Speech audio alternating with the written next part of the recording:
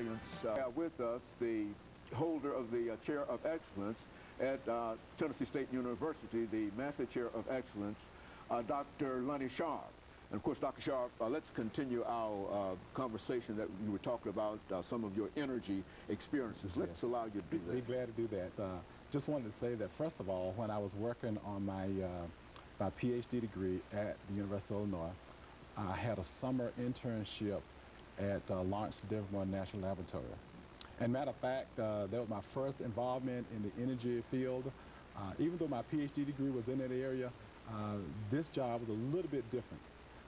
As you may know, the Department of Energy does a lot of energy work already. And one of the things that's required is that security is another issue that they deal with. And so I was involved in an area where we were looking at underground nuclear explosions. And I was the first one to devise a model to look at two-dimensional analysis of a underground explosion. And the key thing about this is that anytime they would do a test out in the desert, you had to go to Las Vegas and present to this panel the data and information to show that there was no leakage into the Earth's atmosphere. And so we did that, and so that was an exciting time for me. So I enjoyed it. And a great learning experience, I would also imagine. Yeah. Now, go on. So getting into the President Obama's plan, first thing I want to do, though, is sort of share with you a statement that he made about energy. And he said on March 19, 2009, and I quote, "So we have a choice to make. We can remain one of the world's leading importers of foreign oil, or we can make the investments that would allow us to become the world's leading exporter of renewable energy. We can let climate change continue to go unchecked, or we can help stop it. We can let the jobs of tomorrow be created abroad, or we can create the jobs right here in America and lay the foundation for lasting prosperity." So all of that is the foundation of the key issues that's part of his plan. And actually, if you think about it, there are 4 key components of the Obama energy plan. And I want to share those with you. And I just want to say, first of all, that as part of this plan, almost all this information is laid out on the website, the White House website. So you may want to go to that if you want specific information. But as part of the Obama energy plan, there are 4 key things that they talk about. They talk about investing in alternative and renewable energy.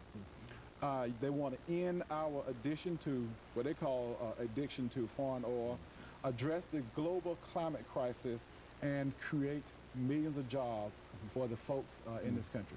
So those are the key things. And one thing I do want to say about this plan, though, is that a lot of people get a little bit confused to some extent about what is renewable energy, what is alternative energy. And renewable, first of all, let me just say alternative. Alternative is just what it says, an alternate to something else. So when I was growing up on the farm, we used wood.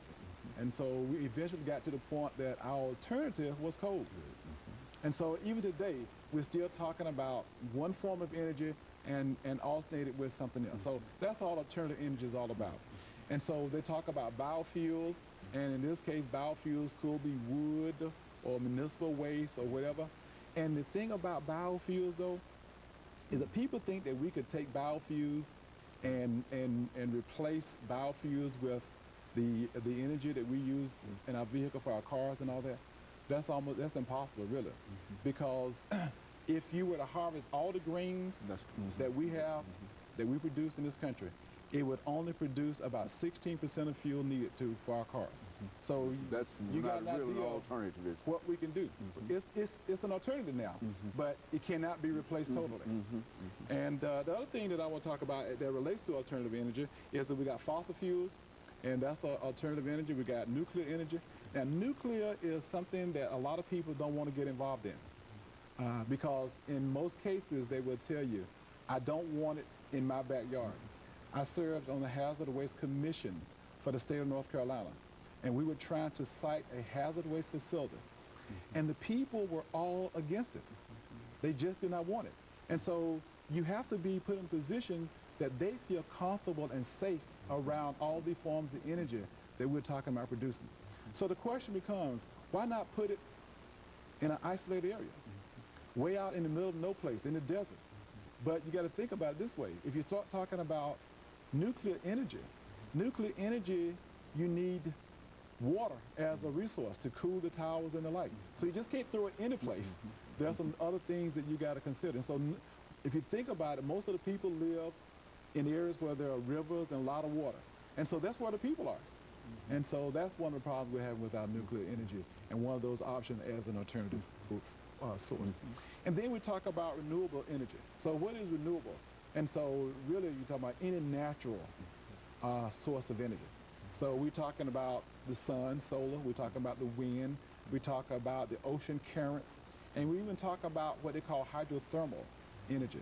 So all those are the different forms of energy that President Obama is talking about as part of his alternative or renewable energy program. Very good. And of course, all of those are very, very important in terms of trying to deal with this issue of unemployment and all those other issues. Why don't you go and continue on? Yeah, what I want to do, though, is that there are some key elements of the plan itself, and what I want to do is give you some facts and figures that relate to that. And so they talk about investing $150 billion in the next 10 years to build a clean energy future. They talk about ensuring that 10% of the U.S. electricity comes from renewable sources, the renewable sources we just talked about, by 2012, and 25% by 2025. They talk about implementing an economy-wide cap-and-trade program to reduce greenhouse gas emissions 80% by 2050. Now, most people don't know what cap-and-trade is. Actually, what they're talking about is putting a cap on the total amount of emissions that come from a source. And so whatever that cap is, people are required to meet that. Now, if your company meets that cap, and let's just say that the cap is at so many million pounds or whatever, and your company meets that, and so that means then that you could actually sell the difference between what you have and what they need to get to that level as well. So the key thing is making sure that everyone has met that criteria. And of course, Dr. Sharp, we're getting ready for our second commercial break, but this is exactly what we wanted to get from you, that kind of information, and we're going to come back with this third segment shortly after this very short commercial break, and then we'll allow you to continue that. But that's essentially what we wanted to do, and I'm sure that the people are going to be informed more so. We'll be back with you following this very, very short commercial break. Explanation you were giving us in reference to